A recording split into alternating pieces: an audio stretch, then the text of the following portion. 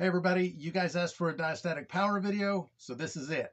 No fluff, I'm just going to get right into it. We're going to do a little bit of math, and I'm going to base it all off of the easy all grain mash recipe, the diastatic power for that recipe, and that's it. It's really simple, and let's just jump right into it.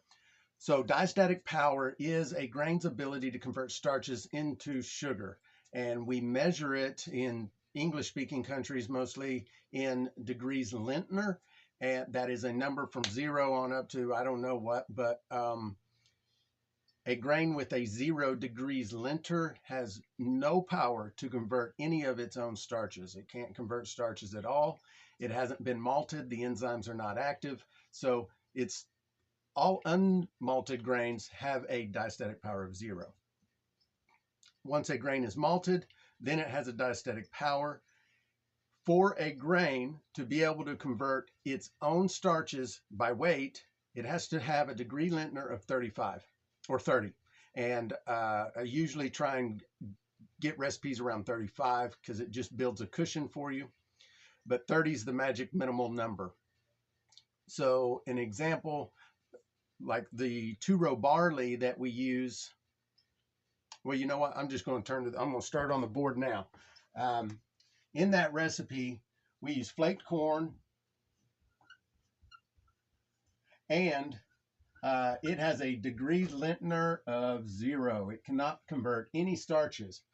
The 2-row barley that we use has a degree Lintner of 140.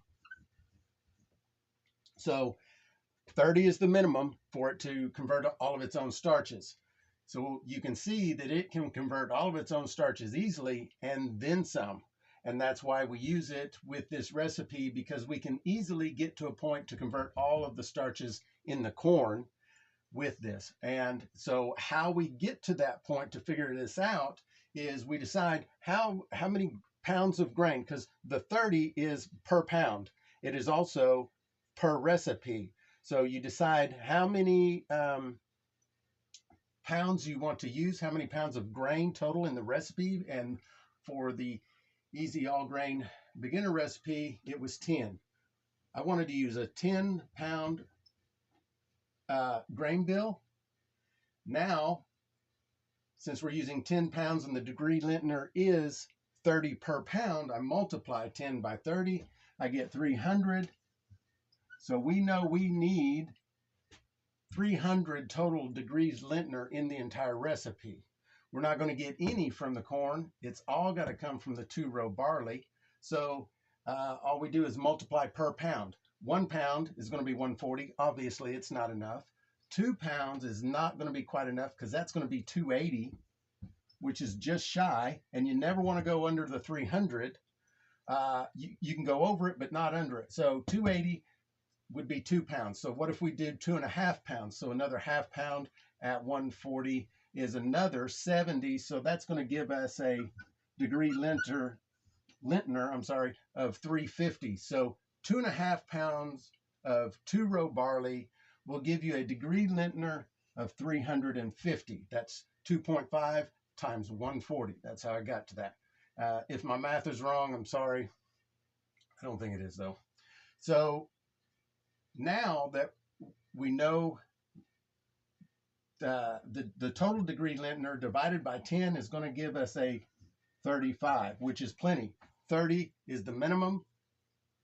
So 35 gives us a little bit of a cushion. So now we know we need 2.5 pounds of 2-row barley in this recipe to get 350, which will give us a per pound degree Lintner of 35.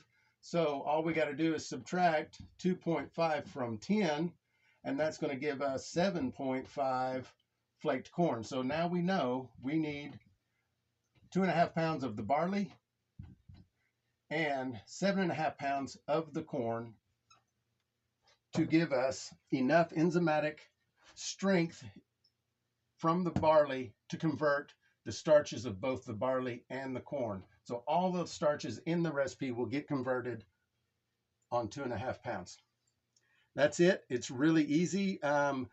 If you have any questions, throw them down in the comments. It gets a little bit more complicated if you're adding extra ingredients, which we can get into later. But like I said on this channel, it's all baby steps. This is the next baby step. Just learn the degree linter and learn it in a very simple fashion. The math is easy, and that's it. So we'll see y'all next time.